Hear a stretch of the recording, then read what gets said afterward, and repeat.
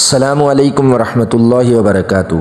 سامعین، اس ویڈیو میں رمضان کے متعلق ایک حدیث بیان کی جائے گی۔ ویڈیو دیکھنے سے پہلے ہمارے چینل کو سبسکرائب کریں، ویڈیو اچھی لگے تو شیئر کریں اور لائک لازمی کریں، اور کامنٹ میں لازمی بتائیں کہ یہ حدیث آپ نے پہلے کبھی سنی کہ نہیں۔ دوستو، نبی پاک صلی اللہ علیہ وسلم سے حضرت ابو ہریرہ رضی اللہ تعالیٰ عنہ نے نقل کیا کہ میری امت کو رمضان شریف کے بارے میں 5 چیزیں مخصوص طور پر دی گئیں جو پہلی امتوں کو نہیں ملی۔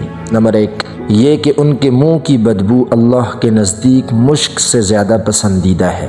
نمبر 2، یہ کہ ان کے لیے دریا کی مچھلیاں تک دعا کرتی ہیں اور افطار کے وقت تک کرتی رہتی ہیں۔ نمبر 3، جنت ہر روز ان کے لیے آراستہ کی جاتی ہے، مزین کی جاتی ہے۔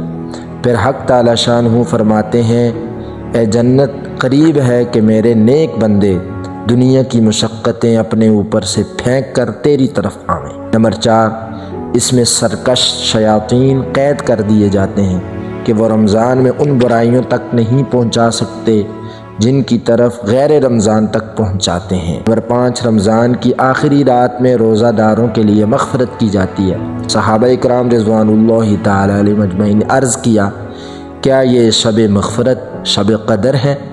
نبی علیہ السلام نے فرمایا، نہیں، بلکہ دستور یہی ہے کہ مزدور کو کام ختم ہونے کے وقت مزدوری دے دی جاتی ہے۔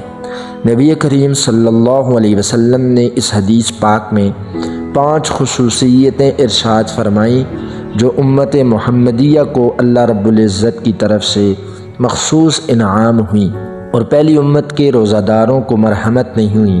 کاش ہمیں اس نعمت کی قدر ہوتی اور ان خصوصی عطایا کے حصول کی کوشش ہم بھی کرتے۔